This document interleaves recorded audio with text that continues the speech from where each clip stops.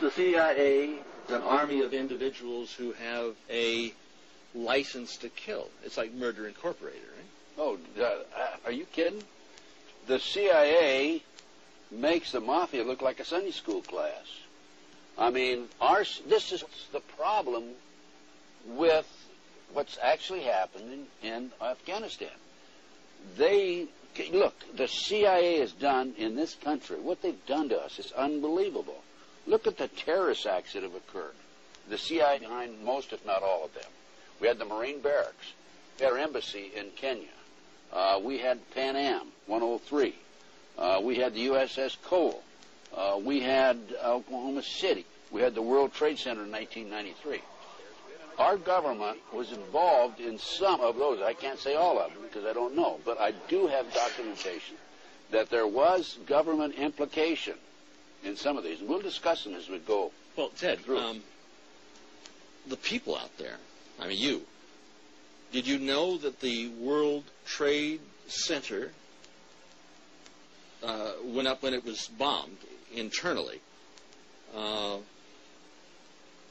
That it all was put together by an organization called the FBI. Is that 1993? 83. Yeah. Yes. I had and I'll show this on camera, a newspaper article from the New York Times, and it was also an article in the LA Times, by the way, and it's dated October 28, 1993, and it's a result of testimony in the trial, and the informant, the FBI informant in the trial, a fellow named Salam, a 43-year-old former Egyptian army officer. Imam Salam. Right. He was the informant for the FBI. And he recorded his conversations secretly with this. So when it came time for trial, he said, hey, wait a minute. Here's what really happened. Now, he told the FBI in advance that they were going to bomb it. He was assigned, given the assignment to put the bomb together. And he went to his supervisor, his FBI supervisor, and said, we're going to put a dummy bomb in here, right? And the FBI supervisor said, no, we're going to put a real bomb. Oh, wait a minute. Let's name names. John Antisef was the supervisor. Yeah, he was the supervisor for the FBI, and he winds up in with having something to do with the Kenya investigation.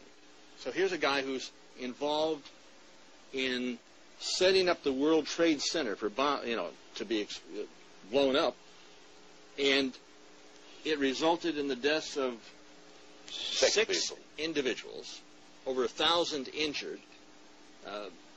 Nearly $100 million. $500 million. A lot of millions of dollars. Millions of dollars, yeah. And in debt property damage. Right. Now, if justice were done, the FBI agent would be not only in jail, but executed for murder in the first degree. And is the chief suspect in the attack upon the World Trade Center on September 11th, is not the chief suspect the individuals or individual agency that bombed the World Trade Center in 1993? Based on what happened in 1993, the FBI not only knew in advance they were going to bomb the World Trade Center, they furnished the ingredients for the bomb. Based on that, I would say that the FBI is the primary suspect, but also I think we have to consider the CIA. And the reason you have to consider the CIA is because when you skyjack 4 airplanes simultaneously with 19 skyjackers, that is no small operation. That took years to plan, number one, and hundreds of people had to know about it in advance. Now, our government, NSA, was monitoring bin Laden's phone calls in February 1998. Are you going to tell me for 1 minute that we didn't know about this in advance? The CIA had to know about it. The FBI had to know about it. The Mossad had to know about it. Now, MI5, British intelligence, had to know about it. The CIA knows about it. The FBI knows about it. The commander-in-chief, the president, would have to know about it. Of course he does.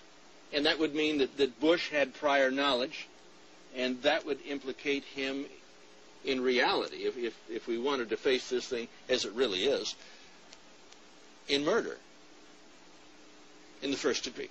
Let me explain to the audience what's happened here.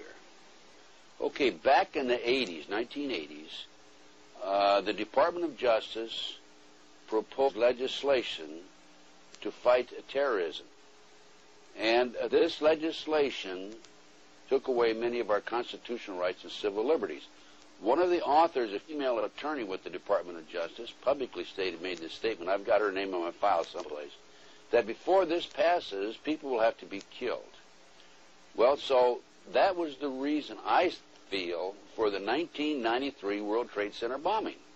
Unfortunately for them, fortunately for us, the good guys, there were only 6 people killed, not enough to pass the legislation. So what happened is that 3 years later, no, 93, 2 years later, April 19, 1995, down comes Oklahoma City Murrah building, 168 people killed.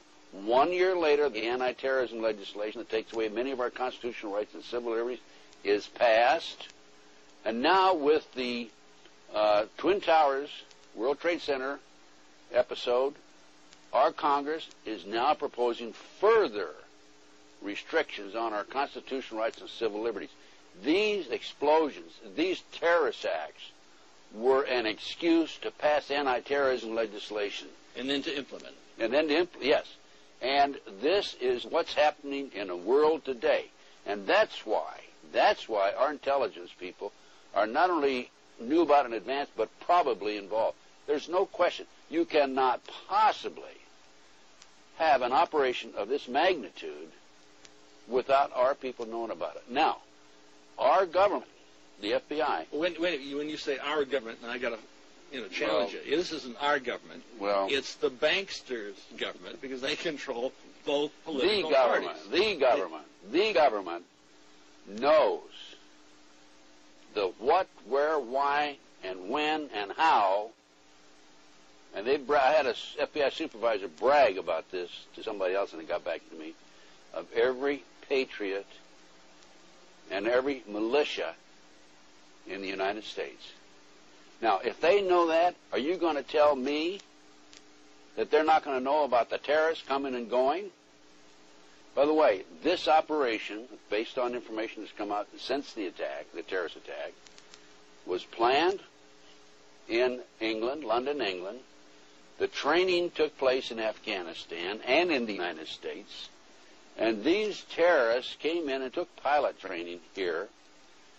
And as I said earlier, bin Laden's phone conversations were monitored, according to the press, in February 1998. Are you going to say they didn't monitor them after that? No. Well, wait a minute, no. The NSA employs probably 150,000 people. I don't know what their payroll is. I mean, it's the number of personnel. But they have taps on virtually everybody in America. This was part of the anti-terrorism legislation that was passed after Oklahoma City. Well, that's exactly what Adolf Hitler did when he burnt down the Reichstag. Well, why do you think